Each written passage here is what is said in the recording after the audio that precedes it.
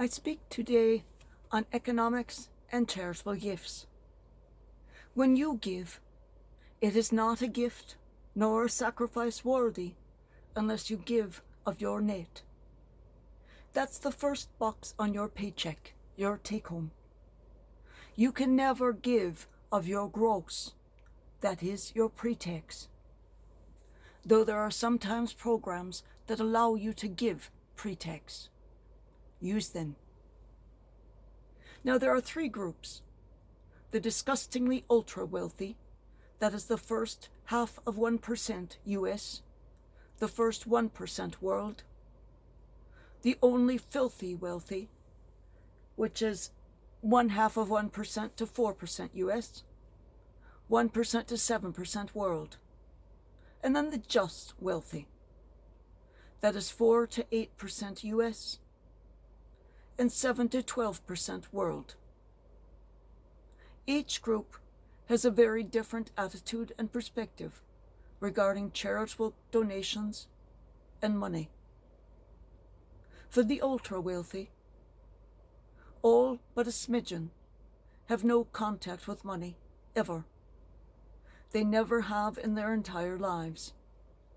They have no concept whatsoever on costs, surplus net, and everything is so foreign to them, for it is all managed 2 layers away.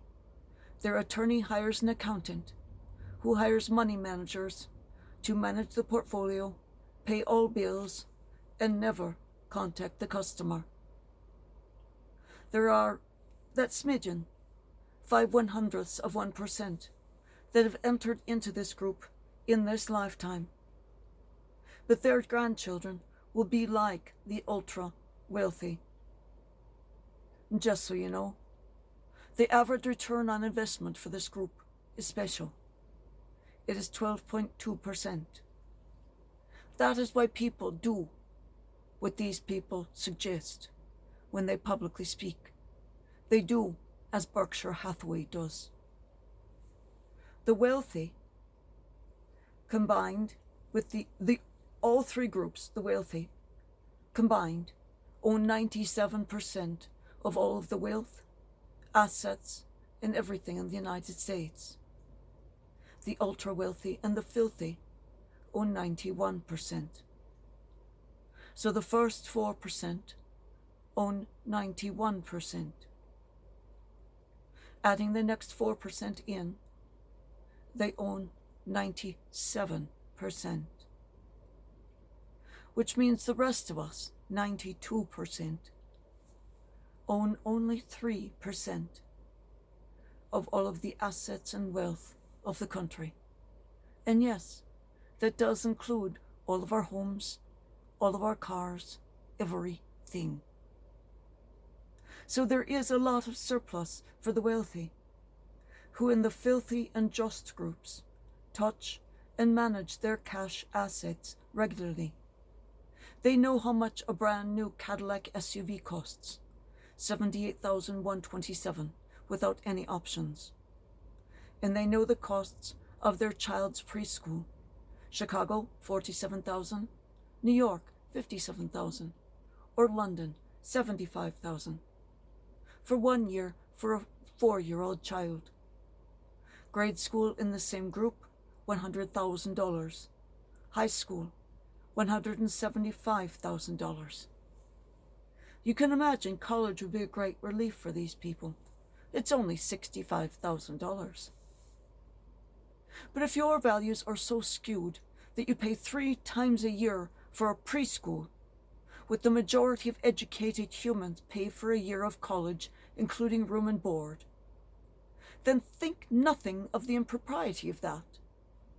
Then you and your whole group have the skewed values to think $5,000 for a pair of pants for a 1-year-old child is appropriate to wear to a fundraiser for starving and dying children in Syria and Yemen. Or a $12,000 designer dress for a 3-year-old child, which will only be worn once, for a protest of child exploitation in advertising. The mother is a fool. But then, new wealth is so gauche. In this society today, the poorest 14% give combined more of their income to charity than all of the richest 8%.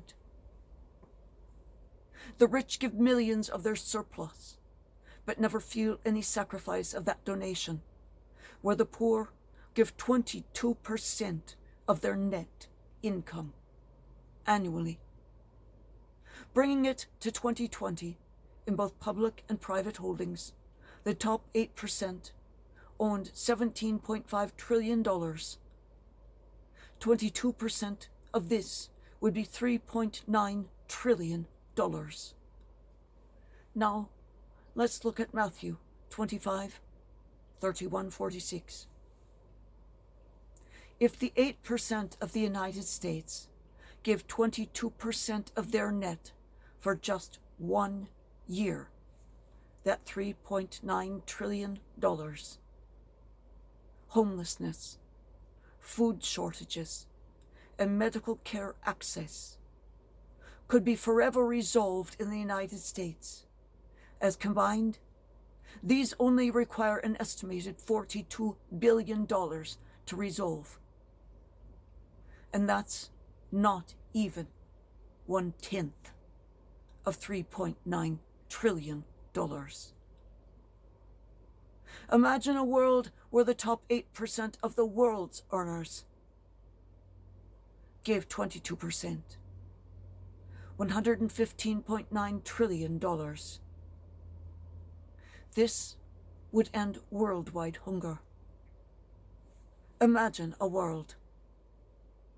This would fund childhood and prenatal health care programs and stop preventable, unnecessary deaths from such things as measles, mumps, rubella, whooping cough, polio, HPV, and any other childhood disease for which we have inoculations.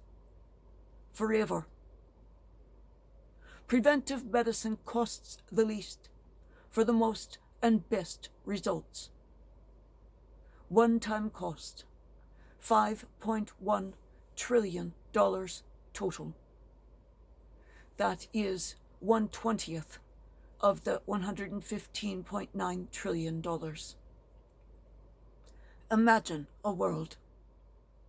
This would end malaria for all time. $1.5 million annually to buy mosquito nettings over bids, and $500,000 per year per country to form a non-toxic spraying to be done to target the malarial mosquitoes to prevent their breeding. After 5 years of spraying, there would be no more malarial mosquitoes. Imagine a world. This would create 9 to 12 catastrophic standby teams with fully stocked field hospitals, with all the necessary supplies and equipment to run for 180 days without resupply, that's 6 months, to treat 25,000 major and 75,000 minor injuries, including doing surgeries, with infections and treating even an outbreak of Ebola.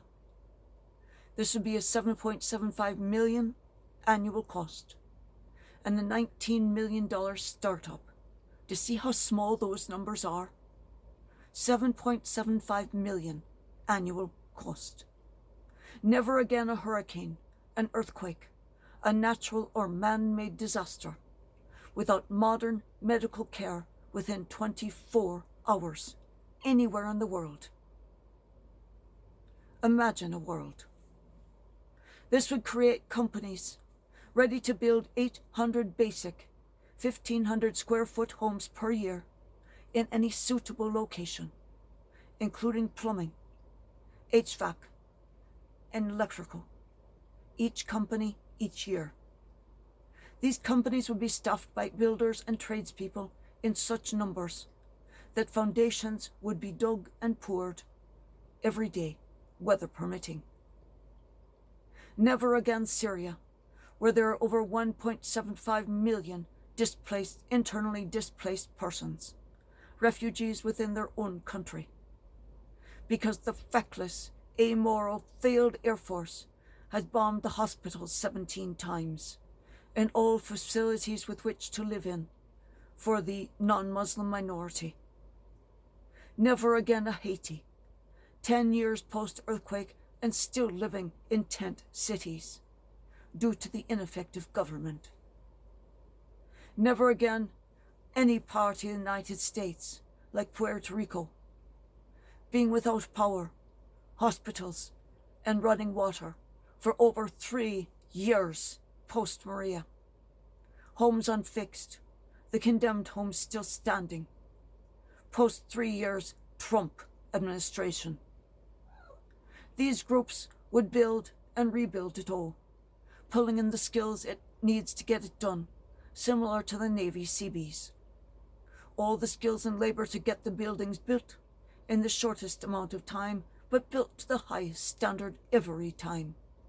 The costs, $175 million startup annual, based on events of $500 million to $1 billion. Very inexpensive. And many of these homes would be built to a higher standard than what exists in those areas now, for they don't have plumbing now.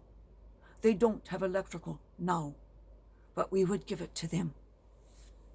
Imagine a world. This cooperation could start in Syria, and in Palestine, and in Haiti, and in Puerto Rico, all at one time. In the first year, 3,200 homes would be built, 800 in each location, to house women and children hurt, displaced by the inhumanity of men to those weaker. Imagine a world, if you can. So very doable. It is all so simple. If only one of those who are included in the ultra-rich, 2 of the filthy rich, if they donated their investment returns for the past year, that net of the 1 ultra or 2 filthy rich will work to do more than all of your previous surpluses. Then tell all the others. Tell them proudly, I built 1,800 homes in 3 countries with just 1 donation. I helped families after earthquakes, after hurricanes and wars. I helped them to stand again on their own feet. The old axiom, teach them to fish and you saved a life. I taught them to stand and then walk.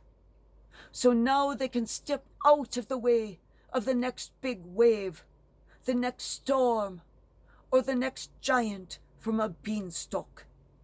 Come help us too. Pray that they all give like the widow, of 22% of their net. Pray that each one, every year for the next 15 years, after reading, after hearing, after listening with their heart,